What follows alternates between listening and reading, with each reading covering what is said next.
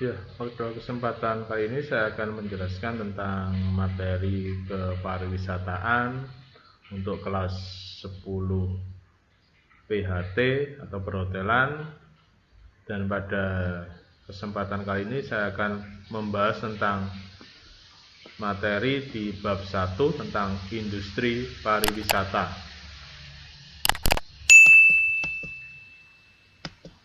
Sebelum ke materi, di situ nanti setelah kalian baca rangkum di buku paket, diawali dari penjelasan atau ada seorang siswa bernama Adit, yaitu melakukan perjalanan dari kota Malang, Jawa Timur ke negara Thailand untuk tujuan pertukaran budaya. Nah, dari kegiatan siswa tersebut atau dari Adit tersebut, ini melibatkan banyak orang, dimulai dari dia berangkat dari rumah sampai menuju ke negara Thailand. Itu ada beberapa orang atau beberapa profesi yang dia temui atau dia butuhkan. Mulai yang pertama ada biro perjalanan, dia mau pesan tiket, itu dia Adit berhubungan dengan biro perjalanan. Terus petugas imigrasi, karena ini ke luar negeri, dia membutuhkan paspor, otomatis membutuhkan petugas imigrasi.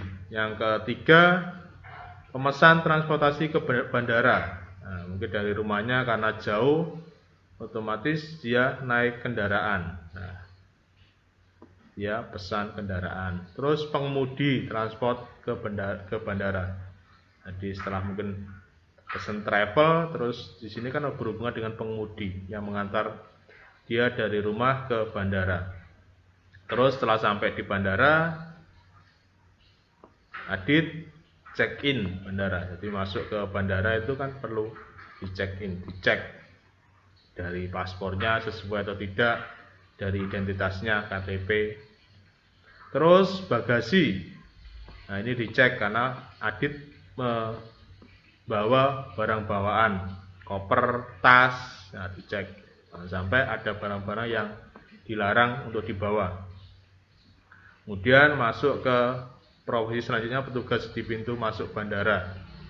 Nah, ini petugas yang selanjutnya. Terus ini yang berhubungan tidak langsung, ada teknisi pesawat. Jadi sebelum pesawat dioperasikan, digunakan, kan perlu dicek kelayakannya untuk terbang.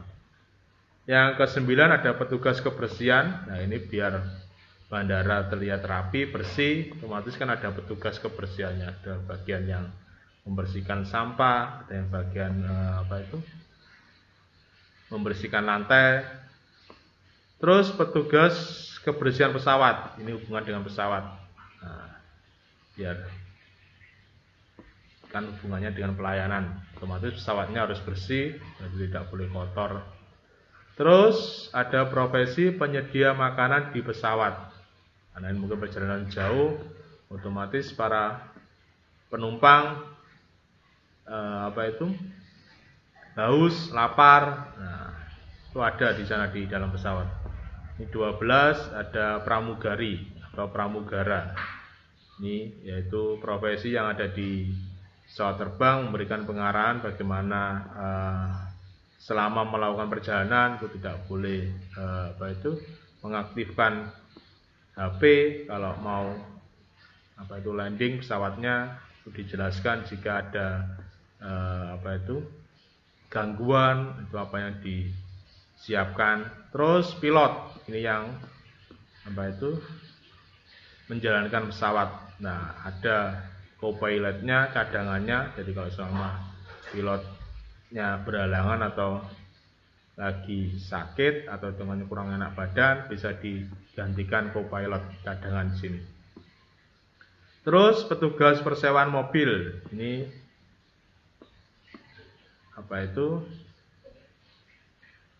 kan di negara Thailand, Adit mau mengadakan pertukaran budaya, jadi mungkin dari hotel ke kampus dia mengadakan pertukaran budaya, itu jaraknya jauh. Terus petugas penjaga hotel, ada resepsionis hotel, ini untuk kita datang atau Adit Adang datang ke hotel, otomatis mau pesan kamar hotel. Terus ada 18, ada petugas penerimaan tamu hotel. Ini ada petugasnya sendiri-sendiri, dari penjaga hotel sendiri, resepsionis sendiri, petugas penerima tamu hotel juga sendiri. Terus ada bellboy, ini juga sendiri. Dan yang terakhir yaitu penyedia makanan di hotel. Itu ada 20 profesi yang ditemui Adit atau yang dibutuhkan Adit selama perjalanan dari kota Malang menuju negara Thailand. Ini tentang pengantar sebelum masuk ke bab 1 tentang industri pariwisata. Membahas yang pertama adalah sejarah perjalanan wisata. Nah, awal dari perjalanan wisata itu yaitu kebutuhan manusia untuk bertahan hidup. Otomatis kan berpindah dari tempat satu ke tempat yang lainnya. Yang kedua, memperluas jaringan perdagangan. Di samping untuk memenuhi kebutuhan hidup, otomatis awalnya manusia itu adalah untuk berdagang, melakukan perjalanan dari tempat satu ke tempat yang lainnya, dari negara satu ke tempat yang negara lainnya. Terus memperluas daerah jajahan. Ini dulu. Jadi mungkin dari dulu negara Belanda ke Indonesia. Nah, di samping untuk melakukan perdagangan, mereka memperluas daerah jajahan, jadi menjajah negara Indonesia. Terus dan yang terakhir yang saat ini kita alami yaitu untuk refreshing atau bersenang-senang. Jadi kita melakukan perjalanan mungkin dari Jombang ke Malang, Jombang ke Surabaya, itu tujuannya untuk refreshing atau bersenang-senang. Perjalanan pertama awalnya karena tidak ada kendaraan alat, yaitu dilakukan jalan kaki. Ini tentang sejarah perjalanan wisata, dimulai dari bangsa Yunani, itu hanya atau diperuntukkan oleh orang kaya atau eksekutif. Karena bangsa Yunani negara kelautan, nah di situ banyak dibangun resort. Ini di kota Debne dan sumber air panas. Terus ada Bale di kawasan pantai yang indah di Romawi di Yunani, dan di Romawi ada objek wisata Colosseum. Ini awal manusia melakukan perjalanan sejarah perjalanan manusia. Awalnya ini untuk refreshing atau bersenang-senang. Terus di negara Italia yaitu membangun sistem jalan batu untuk perdagangan. Ini poin yang kedua tadi, memperluas jalur perdagangan. Sedangkan tahun 982 Masehi orang Norwegia atau di sini adalah orang Eropa mengunjungi Amerika Utara. Nah, melakukan perjalanan di sini. Awal bangsa Eropa melakukan perjalanan tahun 982 Masehi.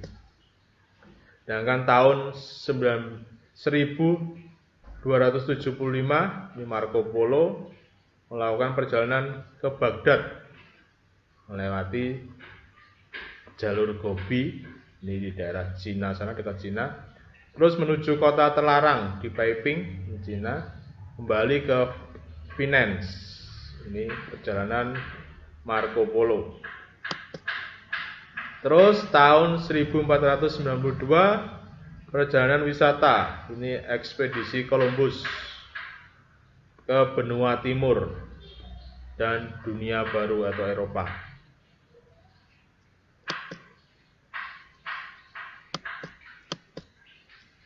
Berlanjut ke sejarah perjalanan pariwisata selanjutnya, tahun 1947 oleh John Cabot, itu mengikuti jejak Columbus, mengeksplorasi dunia laut dan menemukan daratan Amerika Utara. Terus abad ke-18, James Cook berhasil memetakan Samudra Pasifik, memasukkan Australia dan Selandia Baru. Ini abad ke-18. Sedangkan tahun 1688 kereta kuda merupakan alat transportasi yang dominan ini di masyarakat Inggris. Jadi perjalanannya sudah melakukan atau menggunakan kereta kuda, tidak berjalan kaki.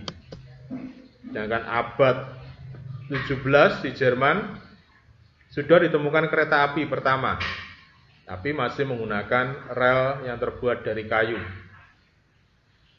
Sedangkan pertengahan abad 19 kereta api menjadi alat transportasi yang dominan.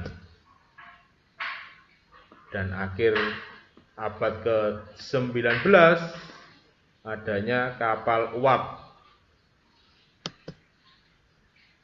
yang bobotnya sampai 20.000 ton. Sedangkan di tahun 1845 ada biro perjalanan pertama, yaitu di London atau di Inggris, dibuka oleh Thomas Cook. Namanya biro perjalanan adalah Thomas Cook and Son.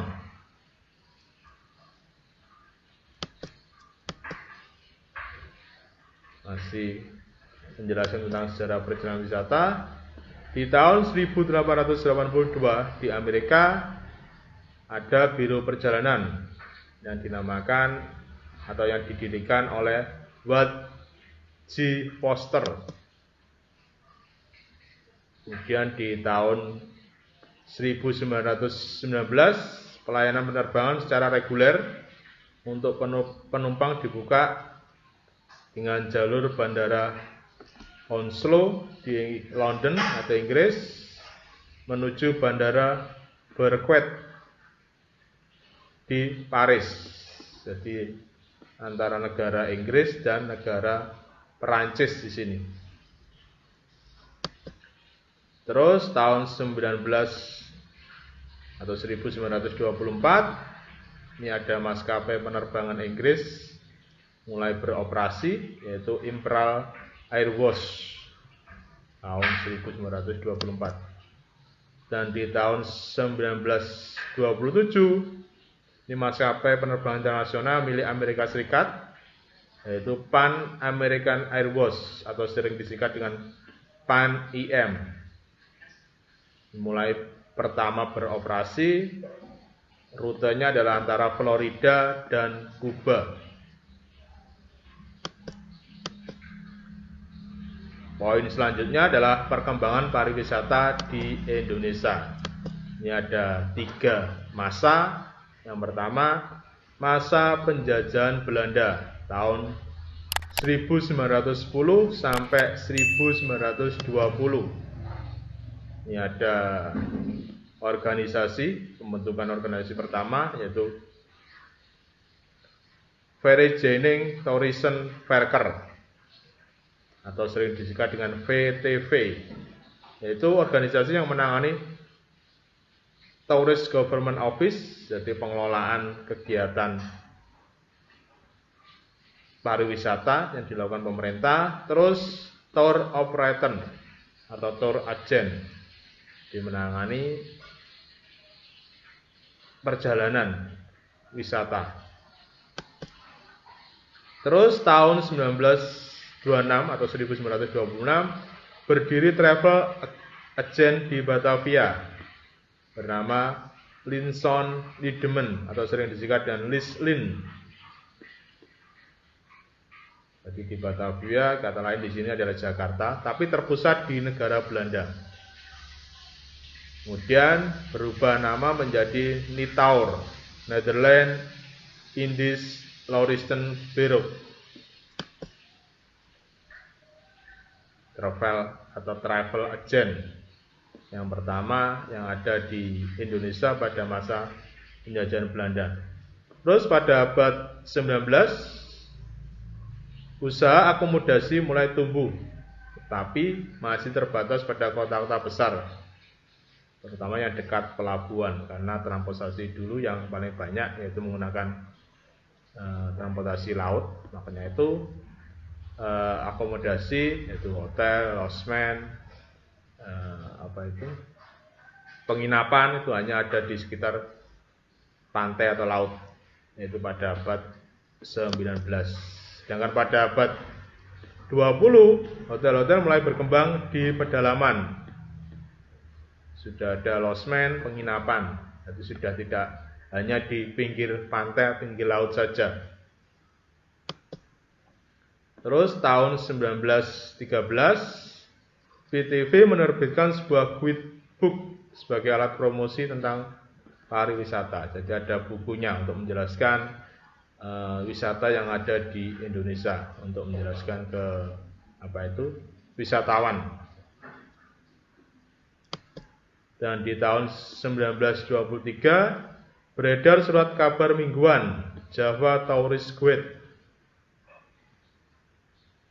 Jadi menginformasikan wisata-wisata yang ada di Indonesia melalui surat kabar, dan ini terbit mingguan.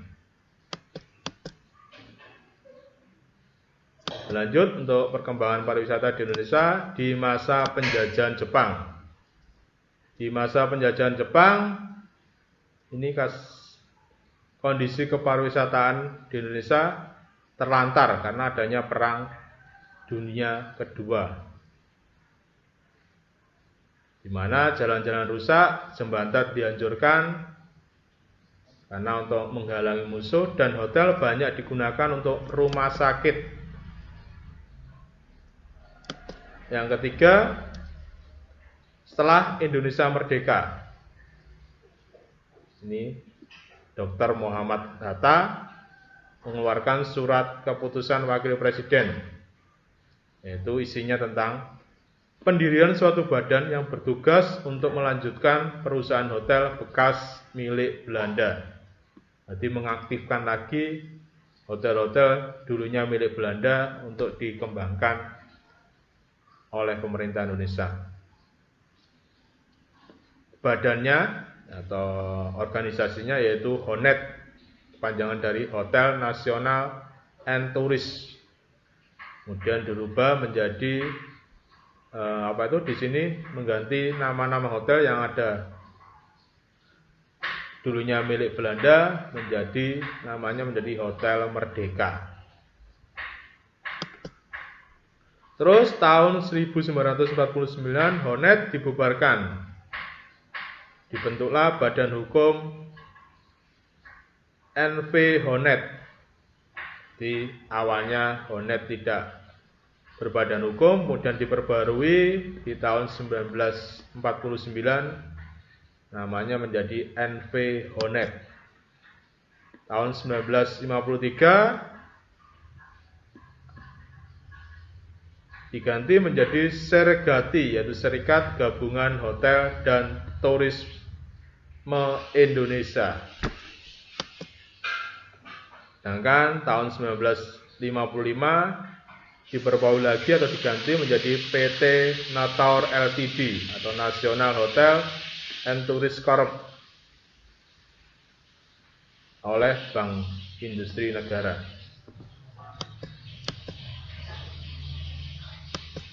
Selanjutnya, materi selanjutnya adalah industri pariwisata. Pengertian dari industri pariwisata menurut R.S. Dharmayadi, industri pariwisata adalah rangkuman berbagai macam bidang usaha yang secara bersama-sama menghasilkan produk-produk maupun jasa-jasa atau layanan-layanan atau servis yang nantinya baik secara langsung atau tidak langsung akan dibutuhkan wisatawan. Itu pengertian industri pariwisata menurut R.S. Damaryadi. Sedangkan menurut Undang-Undang Republik Indonesia Nomor 10 Tahun 2009 tentang kepariwisataan, ini menjelaskan tentang usaha pariwisata, yaitu usaha yang menyediakan barang atau jasa bagi pemenuhan kebutuhan wisatawan dan penyelenggaraan pariwisata. Sedangkan pariwisata sendiri adalah berbagai macam kegiatan wisata dan didukung berbagai fasilitas serta layanan yang disediakan oleh masyarakat, pengusaha, pemerintah pusat, dan pemerintah daerah. Sedangkan dapat disimpulkan tentang arti atau pengertian usaha pariwisata dan industri pariwisata. Kalau usaha pariwisata hanya satu jenis usaha saja. Sedangkan kalau industri pariwisata ini kumpulan berbagai jenis usaha yang berkaitan dengan pariwisata. Itu penjelasan dari saya tentang materi industri pariwisata, tentang sejarah perjalanan wisata, terus perkembangan pariwisata di Indonesia, dan industri pariwisata. Untuk latihan, untuk tugas pada hari ini, yaitu tolong ditulis dan nanti dikerjakan di buku tugasnya. Yang pertama, pekerjaan apa yang belum dicantumkan dalam slide di perjalanan Adit dari kota Malang tadi menuju ke negara Thailand. Di profesi apa yang belum dicantumkan di slide tadi, di slide pertama tadi. Terus yang kedua, tahun berapa Marco Polo melakukan perjalanan ke Baghdad dan melalui jalur mana? Itu yang pertanyaan yang kedua. Yang ketiga, di negara mana kereta api awal digunakan dan tahun berapa? Itu pertanyaan yang ketiga. Dan yang pertanyaan keempat, di masa penjajahan Jepang, pariwisata Indonesia itu vakum atau berhenti. Itu karena apa? Jadi jelaskan atau beri alasan di masa penjajahan Jepang, pariwisata di Indonesia itu vakum atau berhenti. Itu kenapa? Dan yang terakhir, yaitu tentang apa perbedaan usaha pariwisata dan industri pariwisata. Nanti dikerjakan di buku tugasnya. Saya tunggu jawabannya maksimal jam 21.00 atau jam 9 malam. Nanti kalau kurang jelas bisa chat pribadi saya. Untuk pertemuan hari ini atau penjelasan dari saya cukupkan sekian. Akhir kata, wassalamualaikum warahmatullahi wabarakatuh.